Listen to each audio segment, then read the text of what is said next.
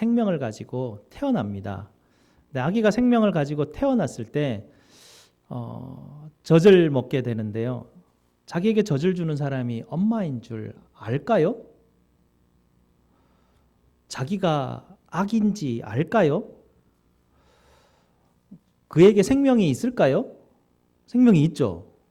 그에게 모든 인간이 가지고 있는 모든 생명력을 다 가지고 있어요. 그런데 이 생명력이 태어났는데 자기가 태어난 건지 엄마 뱃속에 있는 건지 인식이 아마 안 될 거예요. 자기에게 젖을 주는 사람이 이 사람이 엄마인가? 이 사람이 누구지? 이런 개념조차도 없는 그런 상태로 아이는 태어나게 됩니다. 태어나서 자기 좋으면 엄마가 젖을 주면 좋아하고 기저귀 갈아주면 좋아하고 안아주면 좋아하고 그런 상태로 자기 좋은 대로 삶을 살아가게 됩니다. 배고프면 울고 짜증나도 울고 잠들려고 잠이 와도 울고 자기 모든 표현은 다 우는 걸로 짜증내는 걸로 전부 다 표현을 하는 그런 그 생명 덩어리가 하나가 태어나게 됩니다. 그렇게 태어나게 되는 어떤 그런 생명이 있는데요. 예수 그리스도 십자가에 달리신 예수 그리스도를 믿으면 하늘의 생명으로 거듭나서 새로 태어난다 우리에게 말씀해 주셨죠. 우리도 하나님께서 주시는 이 생명으로 새로 태어났습니다. 새로 태어났으면 이 새로 태어난 존재에게 생명이 있어요. 이게 무슨 생명이냐면 하늘로부터 오는 주님께서 주신 생명인데요. 이 생명을 내가 가지고 있는 걸 알까요? 모를까요? 모르죠. 무슨 생명인지 모르죠. 생명이 들어왔는데 이게 들어온 건지 안 들어왔는 건지 여러분 아십니까? 여러분 다 생명 가지고 있지 않습니까? 위로부터 오는 생명 다 가지고 있어요. 예수 그리스도 믿는 사람은 다 가지게 돼 있어요. 근데 생명이 있는지 없는지 몰라요. 왜냐하면 아기와 같아요. 새로 태어났기 때문에. 새로 태어난 아기가 아빠가 있을까 없을까? 내게 뭔가 이렇게 항상 공급해 주시는 분은 있는 것 같은데 누군지 모르겠어요. 나도 하늘의 백성이라 그러는데 하늘의 백성이 뭐지? 이런 생각으로 우리는 삶을 살아가게 돼요. 그런데 엄마가 아기에게 계속 공급을 해주죠. 그리고 엄마가 아기를 케어해 줍니다. 그런데 엄마가 아이를 케어해 주면서 엄마들 약간 좀 이상한 행동을 해요. 아기에게 계속 말을 시켜요. 아기는 말을 할 줄 모르는데 꼭 말을 할 줄 아는 것처럼 아기에게 어르고 얘기해주고 동화책 읽어주고 자기 얘기 시큰해주고 엄마 아빠가 어떻게 만났느냐는 둥 그런저런 얘기를 아기를 붙들고 계속 얘기를 해줘요. 왜 그럴까요?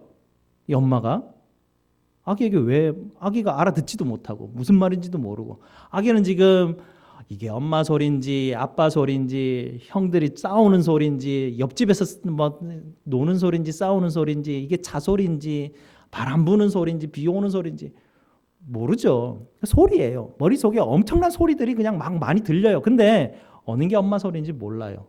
근데 엄마는 왜 이 아기한테 계속 말을 붙여줄까요?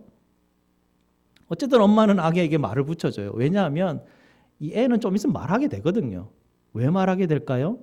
얘는 사람이거든요. 사람의 생명을 가지고 태어난 존재이기 때문에 얘는 말할 수 있는 걸 엄마 아빠는 기대해요. 알 수 있어요. 왜냐하면 그 생명 가지고 있기 때문에. 얘는 좀 있으면 뒹굴 것이고 좀 있으면 앉을 것이고 일어날 것을 알아요. 알기 때문에 이 핏덩어리 같지만 계속 먹이고 어루고 양육해요. 그리고 자기가 크면 3살 4살쯤 되면 자기인지 알아요. 그래서 다 내 거예요. 그때부터는 다 내 거예요. 내 거. 옆에 있는 애하고 놀아도 엄마가 얘야 같이 놀아야지 내 거야 이러고 이제 애는 그냥 그러고 살아요. 그렇게 이제 우리 생명도 새 생명으로 이제 자라나면 주님이 우리에게 또 가르치시고 우리를 성장하게 하는데 제일 처음 성장하면서 나타나는 게 내 거야. 그런 삶을 우리가 이제 점점 성장하게 됩니다. 엄마들이 이렇게 아이들에게 기대하는 그 생명력이 우리 안에 있는데요. 복숭아 나무를 과수원에서 이 과수원지기가 복숭아 나무에 아무 열매가 없죠. 열매가 맺힐 때는 복숭아 나무인 건 알아요. 그 안에 복숭아 나무의 생명력이 있어요. 이 과수원지기가 뭘 기대할까요? 이 나무에게서 복숭아 열매를 기대하죠. 왜냐하면 복숭아 생명력이 그 안에 있으니까 얘를 잘 돌보고 얘를 잘 가꾸면 복숭아 열매가 맺혀져요. 그게 생명력이에요. 왜냐하면 그 존재성의 생명력이 그 안에 있기 때문에 이렇게 커가게 돼 있어요. 우리에게 새로운 생명이 들어왔죠. 우리에게 새로운 생명이 들어오면 이 새로운 생명을 통해서 양육하시는 분이 있어요. 우리 엄마가 있으시다는 얘기죠. 오늘 본문 말씀은 예수님께서 우리를 키워주실 보혜사 성령 하나님, 엄마 보내주신다는 얘기예요. 엄마 우리에게 보내주셔서 성령 하나님께서 우리를 이 새 생명 주신 새로 태어난 아기를 키워주신다는 얘기죠. 그 새로 태어난 아기, 하늘의 언어를 알까요? 모를까요?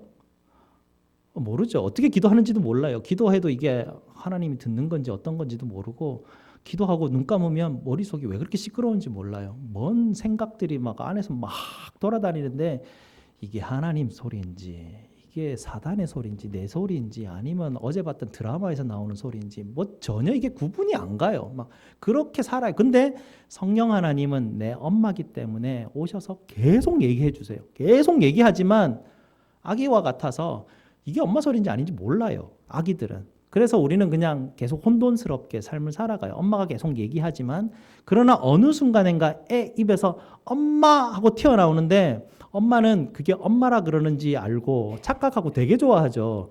애가 그냥 엄마가 계속 엄마 하니까 애가 그냥 자동으로 이렇게 엄마하고 엄마라고 부르는 건 아니지만 그냥 엄마라는 단어 한 마디들을 하면서 되게 기뻐하잖아요. 엄마들이. 성령 하나님이 우리에게 하나님의 아버지가 누구인지를 우리에게 가르쳐 주시는 그 단어들이 있어요. 그 단어들을 계속 우리에게 가르쳐 주실 때 한번 딱 클릭해가지고 하나님을 딱 알 때가 있어요. 그럴 때 하나님 너무 좋아하시고 기뻐하셔요. 성령 하나님께서. 그렇게 우리는 하나님을 만나기 시작하고 하나님을 아버지라 부르기 시작하고 정말 그분과 함께 삶을 살아가는 그 가족이 무언가를 처음으로 이제 느껴가기 시작하면서 대화하기 시작해요. 우리가 요한복음을 지난 한 두 달 정도 쭉 묵상을 하고 또 고난주간 하면서 13장 마지막 예수님께서 십자가 달리시기 24시간 정도 안에 13장부터 18장까지 쭉 있었는데 주님께서 약속하시는 것은 무엇이냐면 성령 하나님 보내주시겠다, 엄마 보내주시겠다는 얘기죠. 그러면서 무슨 얘기를 하시냐면 굉장히 많은 것을 할애해서 기도에 대한 언어들을 가르쳐 주셔요. 너희가 이제 내 이름으로 기도해라. 내가 듣는다라고 얘기하시고 주님도 어떻게 기도하시는지를 가르쳐 주세요. 이게 하늘의 언어거든요. 엄마가 내게 오셔서 새로 태어난 존재성은 하늘의 나라에서 태어난 새로 태어난 이 아기는 하늘의 말을 할 수 있게 돼요. 그렇게 될 수밖에 없어요. 왜냐하면 그런 생명력이 내 안에 들어와 버렸기 때문에 하늘의 언어로 말하게 돼 있어요. 하나님이 말하시면 내가 그 말을 알아듣게 되고요. 나도 내 안에서 하나님께 말씀드릴 수 있는 대화하는 아빠와 자녀의 관계성이 자라가게 되는 그런 관계로 우리 신앙이 이제 그렇게 우리의 신앙들을 만들어 가게 됩니다. 신앙을 만들어 갈 때 우리 엄마들이 아이들 젖을 줄 때 어느 정도 크게 되면 젖병을 빼앗습니다. 그리고 옛날에 젖을 주던 엄마들은 뭐 아이들에게 젖을 안 물리죠. 왜 그렇습니까? 애에게 왜 젖을 안 줘요? 왜 젖병을 뺐습니까? 이제 이유식 해야 되니까. 딱딱한 음식 먹어야 되니까. 그래야 더 자라날 수 있으니까. 맨날 젖만 먹으면 못 자라나니까. 애들이 적당한 때가 되면 아이들에게 젖을 떼기 시작합니다. 젖을 뗄 때 애들 어떻게 반응합니까? 이 세상의 모든 걸 다 뺏기는 것 같이 아주 난리가 나죠. 왜 내 세상 다 뺏어가냐고 아주 난리를 칩니다. 우리도 그렇죠. 성령 하나님이 우리에게 정말 신령한 저주로 먹여주시고 우리를 막 케어해 주시고 처음 예수 믿었을 때 그 기쁨들을 막 주시는데 어느 순간인가 젖병을 뺏어버리세요. 왜 그러셔요? 단단한 음식 먹을 때가 됐기 때문에 그래요. 그래서 그 단단한 음식으로 먹어야 더 성장할 수가 있어요. 성령 하나님께서 우리에게 오셔가지고 처음에 은혜와 기쁨을 주시면서 어느 순간인가 그 은혜와 기쁨 없는 그런 냉랭한 굉장히 내 세상 모든 걸 다 뺏어가 버리세요. 그러면서 우리에게 드는 첫 번째 반응이죠. 주님 왜? Why me? 막 외치게 돼요.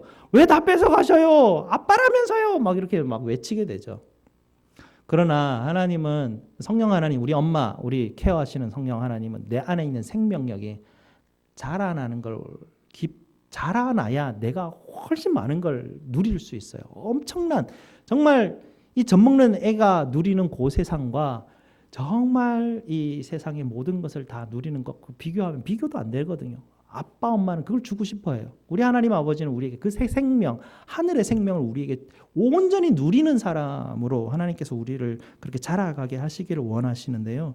그러기 위해서 주님께서 그 단계를 지나가게 하십니다. 그 단계를 지나갈 때 우리는 그걸 고난이라고 합니다. 그걸 고통이라고 하고요.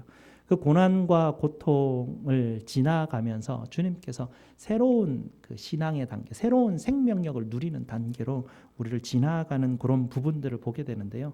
그럴 때 우리는 내가 이전의 생명에서 죽은 존재구나.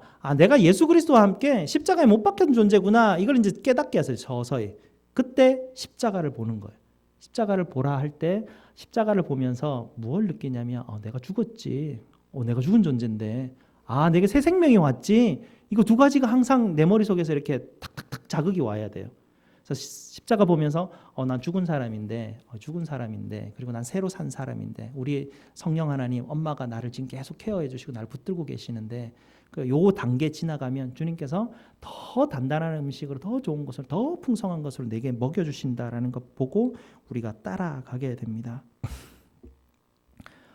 오늘 말씀을 보게 되면 주님께서 보혜사 성령 하나님을 내가 너희에게 준다라고 지금 말하는 이유는 좀 있다가 예수님께서 십자가에 못 박히시고 부활하시고 난 이후에 너희에게 성령 하나님을 주는 그때가 있는데 이 말씀 미리 해놔야 너희가 그때 이 말이 그 말이구나라는 걸 믿을 수 있으니까 너희에게 내가 미리 이 말 해놓는다 하시고 주님께서 베드로와 그 제자들에게 나타나시죠. 그리고 지난주 말씀처럼 주님께서 베드로와 그 제자들에게 새로운 아침을 여셨어요. 이제는 이 땅, 이 세상에 있는 모든 세상의 삶은 없어지고 하늘의 나라가 새로 열려서 하나님 나라가 이 땅 가운데 임하는 새로운 하나님의 나라의 임함이 시작되는 역사의 첫 지점을 우리가 시작했지 않습니까? 그러면서 제자들에게 주님께서 부활하신 주님을 보이시고 그 다음에 성령 하나님을 주시고 이 제자들이 부활하신 주님도 보고 성령 하나님도 받았어요. 이 두 가지를 다 받았던 이 제자들 그 다음 어떻게 됐을까요? 어떻게 돼요? 똑같죠. 다 고기 잡으러 갔어요. 이게 something happen 팡 일어나가지고 갑자기 하나님 나라가 이 땅에 막 오고 막 왕궁이 세워지고 막 이런 어떤 뒤집어지는 변혁적 역사가 안 일어나더라고요. 그냥 생명이 새로 태어난 거예요. 새로 생명이 태어났는데 새로 태어난 이 제자들은 자기가 생명 가졌는지 안 가졌는지 모르더라고요. 그냥 다 고기 잡으러 가더라고요. 고기를 다 잡으러 갔는데 고기 잡으니까 고기가 잡혔나요? 21장 여러분 혹시 나중에 보시게 되면 읽어보세요. 읽어보시면 이 제자들이 고기 잡으러 갔는데 밤새 이 사람들 누구예요? 어부예요. 어부 전문 직종들이 자기들은 이 고기 잡는데 전문적인 사람들이에요. 밤새 한 마리도 못 잡는다. 이게 말이 됩니까? 한 마리도 못 잡았어요. 그 사람들이 그때 어떻게 당시 사람들은 이 해변에서 한 90m 떨어졌다고 이 요한복음 우리에게 설명하는데요. 이 고기를 잡는데 이렇게 망을 이렇게 가두어서 치게 됩니다. 제가 봤을 때는 이 사람들이 배 왼쪽 편으로 해가지고 이렇게 망을 친 것 같아요. 그물을 치고 거기에다가 이제 이렇게 그물을 던져가지고 고기를 모아놓고 거기다가 이제 그물을 던져서 고기를 잡습니다. 근데 모아놨는데 그곳에 고기가 없는 거예요. 주님께서 갑자기 저쪽 그 멀리 해변에서 소리를 칩니다. 배 오른쪽에 그물을 던져라. 그러면 잡는다. 그렇게 얘기하십니다. 배 오른쪽에는 자기들 그물을 안 쳐놨거든요. 거기는 고기를 안 모아놨어요. 고기 모아놓은 곳은 왼쪽이에요. 여기다가 무조건 던져야 고기가 잡히는 거예요. 오른쪽은 그냥 망망대해 아무것도 없어요. 거기 던져가지고 괜히 실패하는데 베드로가 그 소리 듣고 다시 순종하면서 오른쪽에 던졌는데 거기서 고기가 엄청 올라온 것이에요. 베드로가 주님 볼 때 무슨 생각할까요? 나 배신자인데, 나 주님 배신했는데, 이게 아마 그 머릿속에 그냥 사무치게 있었을 거예요. 3번이나 주님을 부인하고 떠났던 이 베드로 마음 가운데 밤새 고기를 잡았는데 한 마리도 못 잡았어요. 그러면 그렇지, 배신자가 일해도 되는 게 있겠나 이런 생각하면서 좌절하고 그의 그 무능력과 아무것도 안 되는 그 힘 때문에 좌절하고 아마 그러지 않았을까. 그 새벽녘까지 힘들게 고통 가운데 아마 되게 힘들었을 것 같아요. 영육간에 힘들었던 것 같아요. 힘들었지만 주님께서 갑자기 오셔서 나는 내 용 쓴다고 왼쪽에, 이건 확실히 된다. 우리 전문적인 이 어부들이 다 봤을 때 왼쪽이다 이러고 왼쪽으로 다 갔는데 주님 오른쪽이라 하시는 거예요. 오른쪽에 던지니까 거기서 나오는 거예요. 주님이 하시는 일대로 따라가는 법을 주님께서 그들에게 처음 이제 태어난 생명들에게 하나씩 하나씩 다시 가르치기 시작하셔요. 주님이 부활하시고 난 다음에 승천하시기까지 시간이 있었는데요. 그동안 주님께서 성령 하나님이 오시면 너희에게 이렇게 인도하실 것이다라는 것들을 다 보여주셔요. 다 시연을 한번 해주셔요. 왜냐하면 성령 하나님은 영이시기 때문에 잘 보이지가 않아요. 그래서 보이지 않는 그분을 따라가려면 주님께서 하셨던 것을 기억을 해내야 돼요. 성령 하나님은 우리가 용 쓰고 아무리 힘쓰고 애써도 안 되는 거를 내 방법으로 다 해봤는데 안 되는 거를 성령 하나님께서 하시는 방향대로 내가 순종하고 나가면 그때 뭔가가 있는구나. 나는 고기 모으려고 주님이 베드로에게 뭐라고 말합니까? 사람 낚는 어부가 되겠다 하시고 사람 낚으려고 아무리 애를 써보지만 이게 좀 약간의 상징과 비유가 들어가는 것 같아요.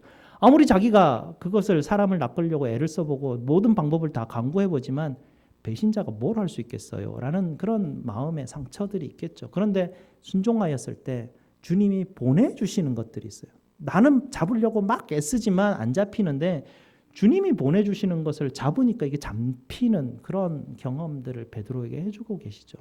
그러면서 숯불 가운데로 주님께서 아침을 조반을 마련하셔서 얘들아 하고 먹여주십니다.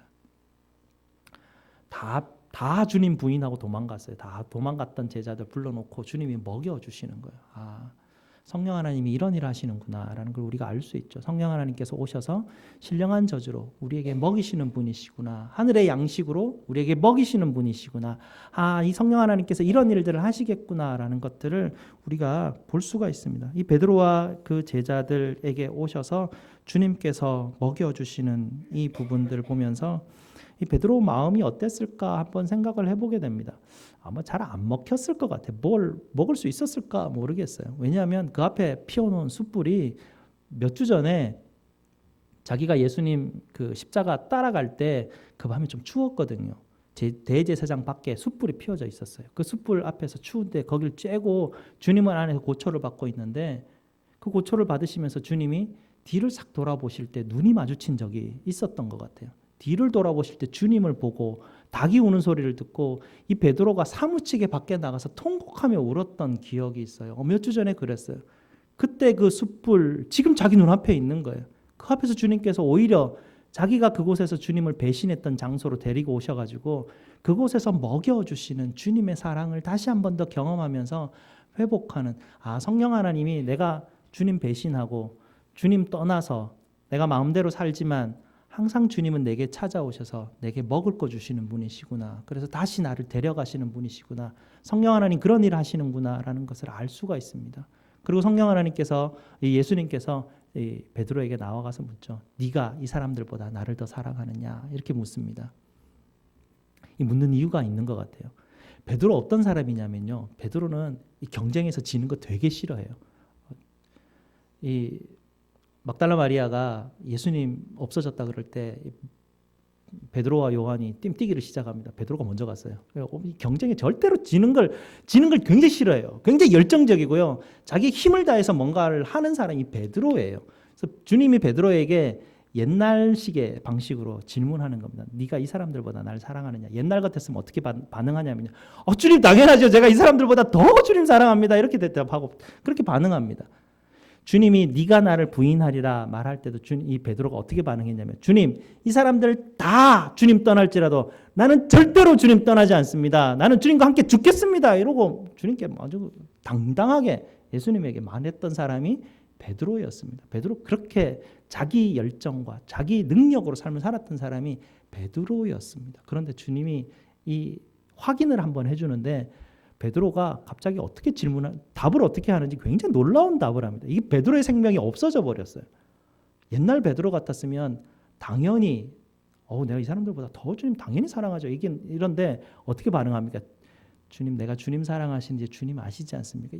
이거 베드로가 아니거든요. 이런 반응을 나올 수가 없어요. 이걸 딱 보면서 주님께서 베드로에게 보여주십니다. 너 옛 생명 죽은 사람이야. 너 이제는 새 생명으로 산 사람이야. 네 안에 옛 생명 없고 이제는 옛날에 너가 아니야. 옛날에 너 같으면 그렇게 반응했을 텐데 너 스스로도 이제 알지 않냐? 너는 이제 새로 산 사람이야. 그리고 이제는 너 힘으로 사는 게 아니라 주님 아시지 않습니까? 이 힘으로 살아가는 사람으로 너가 이제 바뀌었지 않느냐라고 주님이 그를 경험을 시켜주세요. 아, 십자가 못 박혀 죽은 사람이다구나라고 베드로가 알게 하셔요. 그러면서 내가 주님을 향한 그 죄인됨을 알게 하시고 마음 아파하게 하시고 그 마음 아픈 것을 알아주시고 내가 주님을 사랑할 능력은 없지만 주님 내가 주님을 향한 그 마음이 있다란 조금의 마음을 알아주시는 그 아버지 그 주님의 그 사랑을 이 베드로가 고백을 하게 됩니다. 그러면서 주님께서는 내 어린 양을 먹이라 이렇게 말하십니다. 이 똑같은 말을 3번 반복해 주시거든요. 뭐 헬라어 보면 필레오 아가페 이렇게 다르게 표현해서 사람들은 뭐 처음에는 이렇게 단계를 높여가면서 이거를 계속 물으신다 이렇게 하는데 요즘은 보면 이걸 좀 문학적으로 표현을 하신 부분이라서 문학을 하는 분들은 잘 아시는데 같은 말을 이렇게 한 본문 안에 똑같은 단어를 계속 안 써요. 조금 이렇게 표현을 다르게 해서 같은 의미를 계속 반복하는 어떤 그런 그 글쓰기 방식들이 있는데 아마 이게 그렇게 했다. 그래서 똑같은 내용을 3번을 반복해 주셨는데 왜 3번 반복했을까 의문을 하게 됩니다. 베드로가 나중에 하다 보면 계속 실패해요. 자기 사역을 뭐 사도행전이나 또 다른 어떤 그 서신서들을 보게 되면 베드로의 실패한 모습들이 몇 번 나타나게 되는데 그럴 때마다 주님께서 똑같이 불러서 똑같은 작업들을 해주시겠다라는 얘기예요. 계속 끝까지 내가 너에게 너가 아무리 실패해도 너가 아무리 넘어져도 나는 너에게 와서 네가 십자가에 죽었음을 내가 보여줄 것이고 네가 새로운 생명으로 네가 다시 살아나는 것을 내가 다시 한 번 더 경험시켜 줄 것이고 그리고 나는 너를 포기하지 않고 너에게 계속 기회를 주면서 너에게 사명 맡기겠다. 내가 맡긴 사명 너 붙들고 또 딴 사람도 너를 통해서 일으키겠다. 주님께서 이걸 변함없이 반복해서 하시겠다라고 아마 그렇게 3번을 똑같이 반복해서 우리에게 주신 것 같아요. 얼마나 저에게 이 말씀이 위로가 되는지 몰라요. 뭐 늘 부족하잖아요. 늘 실수 많고 저 때문에 상처받는 분 많고 뭐 말실수 많고 그럼에도 불구하고 주님께서 야, 너 죽은 존재인데 그래도 너 새로 내 생명 안에서 새로 살았는데 내 양을 먹여라. 또 오셔서 또 좌절하고 힘들어가지고 힘 빠져가지고 주님 이래가지고 어떻게 이 사역 감당하겠습니까? 이래도 또 오셔서 내 양을 먹여라 이렇게 얘기하십니다. 네 양 아니고 내 양이다. 내 양을 먹여. 주님이 보내주시는 거죠. 주님 보내주시는 거죠. 뭐 목사한테만 얘기한 거 아니에요. 이게 주님의 제자들 여러분 다 얘기하는 거예요. 여러분에게 다 주변에 주님의 양을 누군지는 모르겠지만 보내주셔요. 그 양을 먹이라는 거예요. 그 양을 먹이는데 실패하지만 계속 주님께서 반복적으로 우리에게 이 일들을 부탁하시는 분이 바로 주님이세요. 그렇게 성령 하나님께서는 우리에게 찾아와 주셔서 우리를 이렇게 자라가게 하시고 먹이시고 인도해 주시는 분이 바로 이 성령 하나님이십니다. 성령 하나님께서 이제 우리에게 오셔서 하시는 사역들이 우리를 먹이시고 우리에게 또 사람을 보내주시고 또 사랑하시고 십자가 알게 하시고 주님께 또 이 사명 받아서 움직이게 하시는 이 사역들이 이제 성령 하나님께서 우리에게 오셔서 이제 보여주시는 것인데 우리를 또 젖먹이부터 계속 자라가게 하시죠. 이렇게 자라가게 하시는 이런 상황 가운데 주님께서 계속 우리가 죽었다는 걸 확인을 시켜주시는데 우리가 가장 팔팔하게 살아날 때가 있어요. 항상 이렇게 은혜 가운데 말씀 듣고 막 이렇게 삶을 살아가고 기도하면서 삶을 살아가면 내가 죽은 거 알겠고 주님께서 이 죽은 나를 회복시키셔서 은혜 주시는 것 때문에 너무 감사하게 살아가는데 그러는 가운데도 불구하고 갑자기 막 팔팔팔팔 팔딱팔딱 이렇게 살아날 때가 있어요. 언제일까요? 억울하게 애매하게 당할 때, 뭐 다른 사람한테 비난받을 때, 다른 사람이 날 오해할 때, 이상한 환경 속에 확 빠져들어갈 때 이럴 때는 내가 갑자기 확 살아나요. 어디 저게 이렇게 막 확 올라오게 되죠. 그러면서 다른 사람에게 나 살아있다는 걸 증명해내죠. 나 살아있다 증명해내고 뭐 나도 살아있다 다 산 사람이 돼버리는 거예요. 갑자기 다 죽은 사람의 공동체로서 새로운 생명으로 삶을 살아가던 사람들이 갑자기 한 사람이 옛 생명으로 돌아가니까 다 나 살았다고 막 훅 올라오니까 갑작스럽게 좀 혼란스러움이 우리 속에 존재하지만 그럼에도 불구하고 주님께서 우리를 찾아오셔서 부끄럽게 하셔요. 또 부끄럽게 하셔요. 그래서 십자가 보게 하시고 아유 내가 죽었는데 이 옛 생명 또 못 고치고 또 살아났구나. 그렇게 또 알게 하시는데 베드로전서 한번 보겠습니다. 베드로가 주님을 만나고 난 이후에 어떻게 바뀌었는가 베드로전서 보게 되면 알게 되는데요. 378장입니다. 신약 성경 378페이지. 베드로전서 2장 2절 한번 볼까요?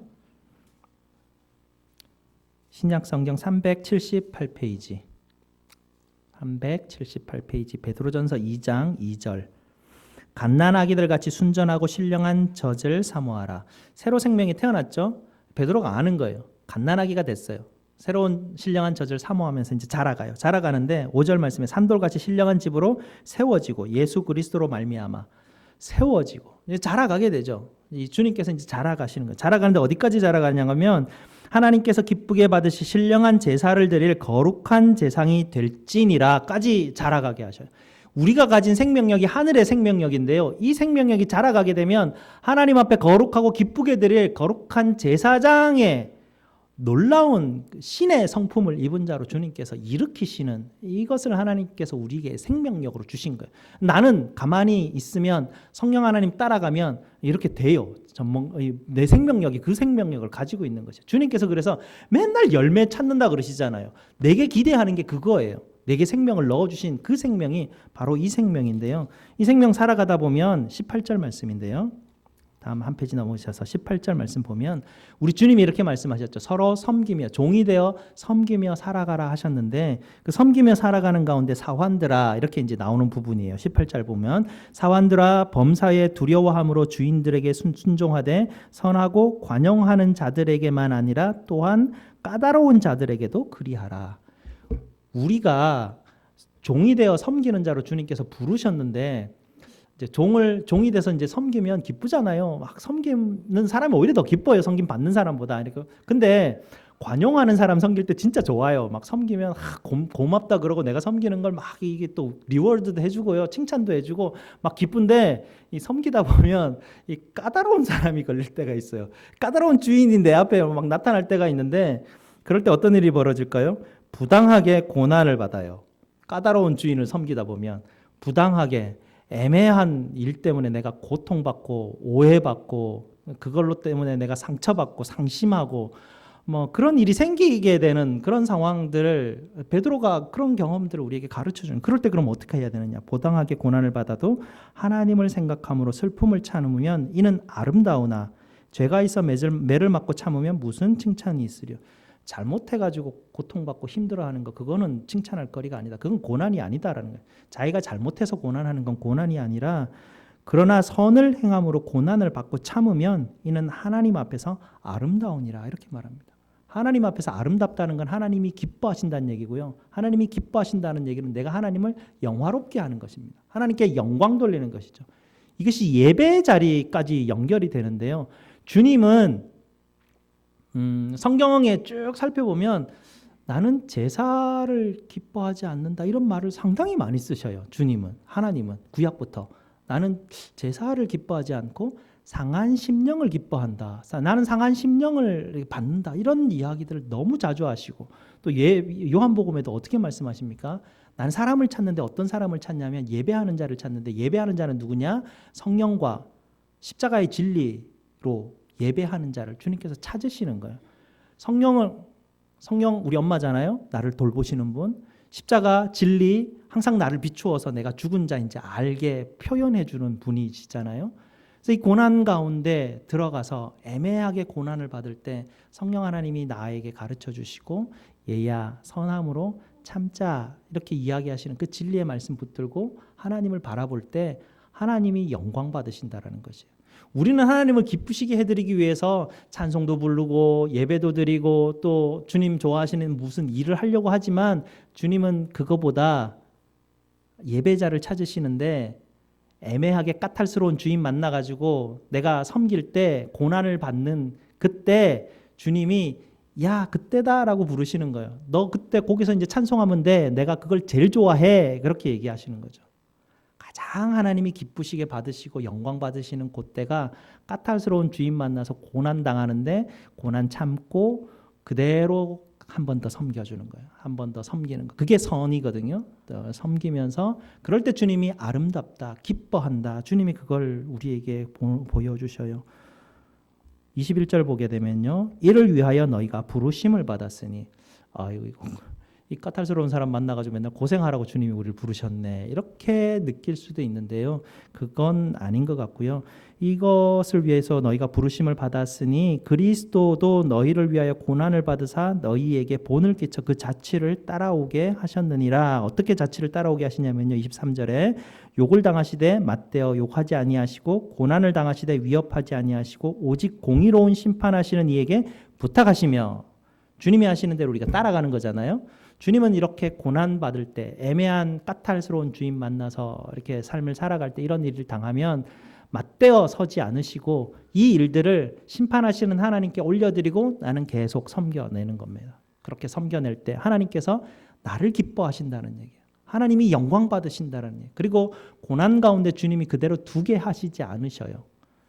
주님이 가시는 그 길은 처음에는 고난인 것 같은데 이거를 이기는 방법을 주님께서 가르쳐 주셔요. 그래서 굉장히 좀 이상한 사람이 돼요. 세상 사람들이 이해가 안 가는 사람들이 되는데 어느 허리케인이 나는 어떤 동네에 보면 허리케인이 와가지고 홍수가 범람을 해요. 온 동네를 확 휩쓸어 가게 되는데요. 미리 예보를 들었던 사람들은 피신을 갔어요. 피신을 갔던 사람들, 피신을 미처 못 갔던 사람들은 막 지붕으로 도망가고 나무 위에 올라가고 살려달라고 소리치고 가족이 막 서로 흩어지고 엄청난 고난 가운데 들어가게 되잖아요. 그런데 구조자들이 와요. 구조자들이 와서 그들을 다 구조해내고 가족들이 만나게 되고 그 고난 가운데서 그 고난을 통과한 사람들은 일이 다 마무리되고 난 다음에 다 얼굴이 빛이 나요. 왜요? 살아났으니까. 내 가족 다 살았으니까. 내 가족이 얼마나 중요한지 알게 됐으니까. 그 생명, 내 생명이 얼마나 중요한지를 소중한 것을 경험했으니까 이 사람들은 만나고 난 다음에 살려주셔서 감사합니다. 그 입에 감사밖에 없어요. 구조대원들 찾아가서 감사합니다. 우리에게 오셔서 구호물품 주는 분들에게 감사합니다. 이런 태도가 있는데요. 피신 갔다가 돌아온 사람들은 자기 집이 폭탄이 맞았거든요. 물건 하나도 쓸 수 없고 아무것도 할 수가 없어요. 좌절하죠. 입에 불평불만이 붙어 있죠. 왜 이런 일이 내게 벌어졌을까? 두 가지 반응이잖아요. 고난을 통과한 사람은 놀라운 일이 발생해요. 같은 현상이에요. 현상은 똑같이 일어났는데 한 사람 마음 가운데는 엄청난 감사와 기쁨과 소중함이 생겨났는데 한쪽 사람들 마음에는 불평과 좌절과 힘듦과 이걸 계속 반복하게 돼요. 드디어 일어나지를 못해요. 왜냐하면 고통을 통과를 하지 못하고 피신해 버렸기 때문에. 인생 삶도 그래요. 인생 삶도 이런 그 가치들이 일어나는데 그 하늘에서 우리에게 주시는 주님 따라가는 이 고난은 이것과는 비교도 안 되는 것들이 우리에게 기다리고 있어요. 고난의 길이라고 하지만 이 고난의 길과 현상은 똑같은데 내 마음에서 일어나는 것이 오늘 요한복음에서 우리에게 주시는 말씀이 내가 너희에게 평안을 끼치노니 내 평안을 너희에게 주노라라고 하십니다. 이게 얼마나 놀라운 것입니까? 하늘의 하나님이 누리시는 그 평안을 주님이 그 평안을 지금 내게 주시겠다고 하는데 나 따라오는 이 길 가운데 그게 누려진다라는 것이 어떻게 누려지는 것인지 가봐야 알아요. 여기서는 아무도 몰라요.